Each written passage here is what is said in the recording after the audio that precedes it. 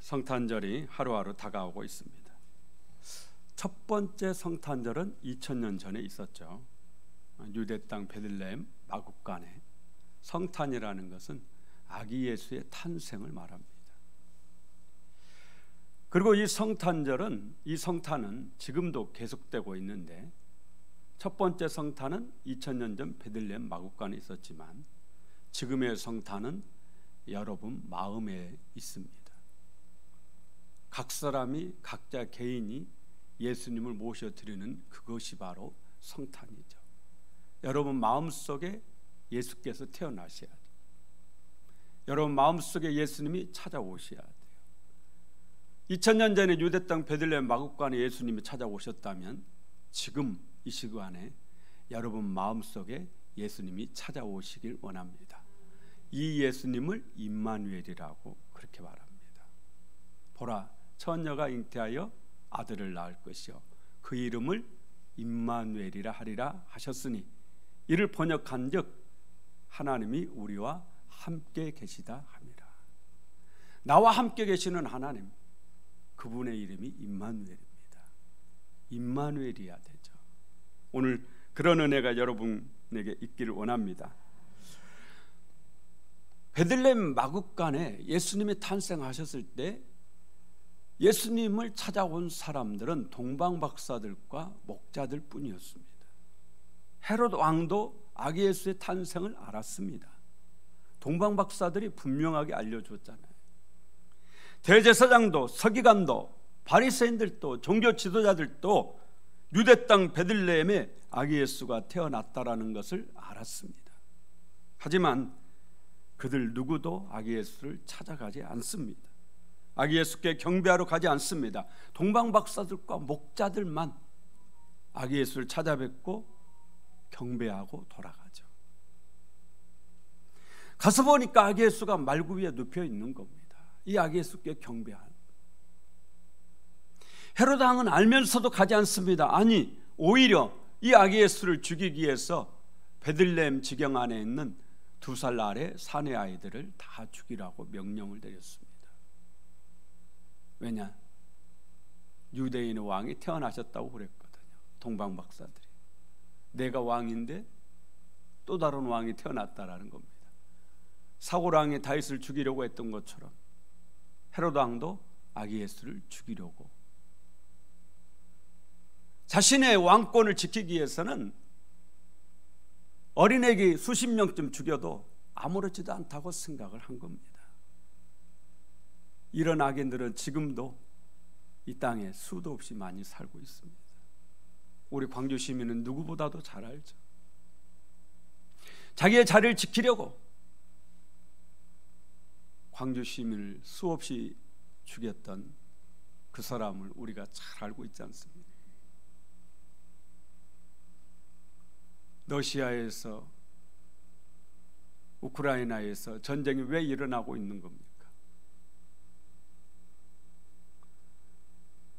자기의 이익을 위해서는 젊은이 몇만 명쯤 죽여도 눈 하나 깜짝하지 않는 자가 있기 때문이에요. 그런 악인이 있기 때문입니다. 미얀마에서도 학살이 계속되고 있습니다. 이란에서도 학살이 계속되고 있어요. 그런데 분명히 알아야 됩니다. 하나님은 절대 가만두지 않습니다. 악인에게는 반드시 심판이 있는 줄로 믿습니다. 악인을 향해서 지옥문이 활짝 열려 있는 거죠. 지옥이 없다면 얼마나 불공평합니까? 그렇잖아요. 베들레헴 사람들을 보십시오. 누구보다도 아기 예수가 탄생하신 그 마국간에 가장 가까이 살고 있었어요. 그런데 그들 중에 어느 누구도 첫 번째 성탄절에 초대받은 사람이 없습니다. 아니, 아무도 아기 예수에게 자리를 내어준 사람이 없었습니다. 요셉과 마리아가 베들레헴에 호적하러 갔을 때 마리아는 출산이 임박했습니다. 배가 남산만해졌겠죠. 곧 아이가 태어나려고 합니다. 통증이 왔습니다. 급히 아이를 낳을 장소를 찾는데 장소를 찾을 수가 없는 겁니다. 여관은 있는데 빈 방이 없는 것이죠. 다급한 마음에 이 집 저 집 왜 문 안 두드렸겠어요. 그러나 아무도 문을 열어주지 않았던 겁니다. 빈 방을 내어주지 않았던 거죠. 하나같이 빈 방이 없다, 그 말뿐이었어요. 어쩔 수 없이 마구간에 들어가서 마리아가 출산을 했습니다. 그리고 아이를 낳아서 강보에 싸서 말구 위에 누인 겁니다. 베들레헴 사람들이 왜 아기 예수를 영접하지 못했을까요? 만왕의 왕이신 예수님을 자기 집에 모실 수 있는 절호의 기회였는데 놓쳐버렸어요. 왜 그렇게 된 겁니까? 그들은 하나같이 빈 방이 없다고 했습니다. 빈 방이 없는 겁니다. 예수님을 모시려면 빈 방이 있어야 되는데 빈 방이 없는 거죠. 여러분은 빈 방이 있습니까? 곧 성탄절인데 아기 예수를 모실 빈 방이 있습니까? 2000년 전 유대 땅 베들레헴에 예수님 찾아오셨지만 지금은 말씀드린 대로 우리 마음속으로 주님이 찾아오십니다. 여러분 마음에 빈 방이 있느냐라는 거죠. 예수님은 산상본 첫 번째 말씀, 팔복의 첫 번째가 뭐예요? 심령이 가난한 자는 복이 있나니, 마음이 가난한 자가 복이 있다. 마음에 빈 방이 있는 자가 복이 있다. 마음이 비어있는 자가 복이 있다. 마음이 가득 차 있으면 안 된다라는 거죠. 온갖 세상 욕심으로 가득 차 있는 마음에 예수님이 오실 수가 없습니다. 마음이 비어 있어야 됩니다. 빈 방이 있어야 됩니다. 가난한 마음에 예수님이 찾아오신다라는 겁니다. 우리는 세상 욕심을 버림으로 스스로 가난해질 수가 있습니다. 내 마음을 꽉 채우고 있는 온갖 세상 욕심, 세상의 욕정을 이 시간 버리는 은혜가 있길 바랍니다. 그래서 마음을 빈 방으로 만들어야 돼요. 그러한 후에야 비로소 예수님을 모실 수가 있는 겁니다. 예수님은 가난한 마음, 빈 마음에 찾아오십니다. 마가복음 10장에 부자 청년이 예수님을 찾아오잖아요. 선한 선생이여, 내가 어떻게 하면 영생을 얻을 수 있습니까? 어떻게 하면 구원을 받을 수 있습니까? 어떻게 하면 천국에 갈 수 있습니까? 그런 질문이에요. 그런데 이 청년은 결국 예수님을 뒤로하고 돌아갈 수밖에 없었어요. 왜냐? 빈 방이 없었습니다. 그의 마음에 빈 방이 없었어요. 예수님을 영접하기에는 이 부자 청년의 마음에는 온갖 세상 욕심으로 가득 차 있었습니다. 많은 재물이 있었는데도 아직도 부족한 그 뭔가가 있는 거예요. 가득 차요. 예수님이 이 부자 청년에게 네가 나를 따르려면 네가 가진 모든 것을 팔아서 가난한 자들에게 주고 그리고 와서 너는 나를 따르라. 내가 너에게 들어갈 수 있도록 네 마음의 빈 방을 만들라, 그런 얘기셨어요. 그런데 부자 청년은 자신이 가지고 있는 것을 포기할 수가 없는 겁니다. 비워서 빈 방을 만들어야 되는데 비울 수가 없는 겁니다. 버려야 되는데 버릴 수가 없는 겁니다. 결국 예수님을 포기하고 돌아섰습니다. 너무나 안타깝지 않아요? 이 부자 청년이 예수님 말씀대로 자기의 모든 것을 팔아서 가난한 자들에게 나누어 주었더라면, 그리고 예수님을 따랐더라면 얼마나 좋았겠어요. 먼저는 그가 그토록 얻고자 했던 구원을 얻었을 겁니다. 천국 백성, 하나님 자녀가 되었겠죠. 예수님의 제자가 되었을 것이니까 얼마나 영광이에요. 너 와서 나를 따르라, 예수님의 제자가 되는 거잖아요. 얼마나 영광입니까? 그뿐 아닙니다. 자신의 재물을 팔아서 가난한 자들에게 나누어 주었기 때문에 이 재물은 하늘의 보화로 쌓였습니다.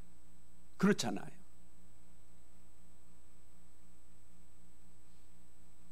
하늘나라에 가면 다 자신의 것이 되는 거죠. 그런데 부자 청년은 그렇게 하지 못한 겁니다. 재물을 포기하지 못했어요. 이 부자 청년 지금 어디에 있을까요? 예수님을 안 믿었으니까 당연히 어디에 있겠어요? 지옥에 있겠죠. 이 부자 청년의 재물은 어디에 있을까요? 이 청년이 죽는 순간 먼지처럼 사라집니다. 누군가 다른 사람의 것이 되었겠죠.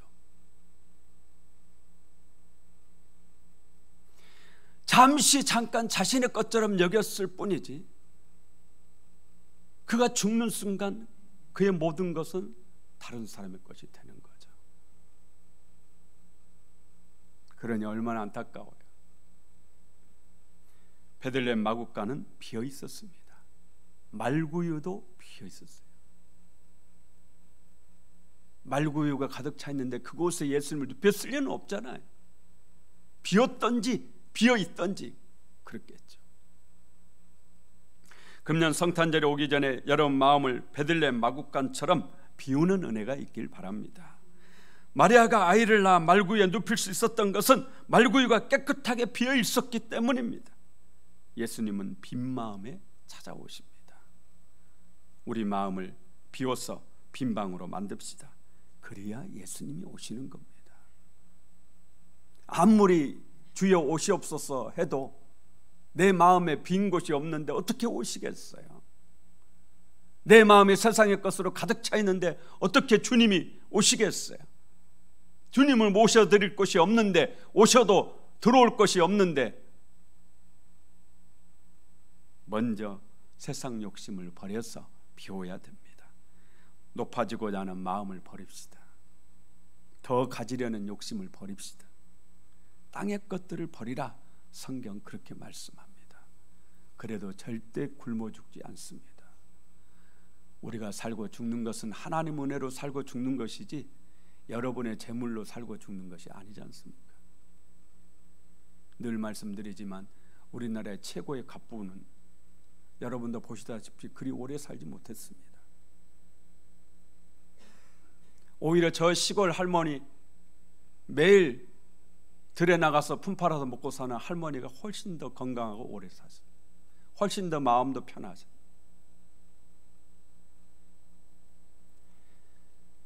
버려도 삽니다.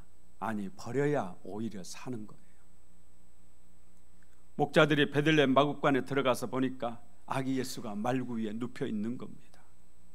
아니, 하고 많은 곳 놓아두고 하필 말밥통에 누웠어요. 하지만 여기에 놀라운 영적 비밀이 있습니다. 예수님은 이 땅에 밥으로 오셨다.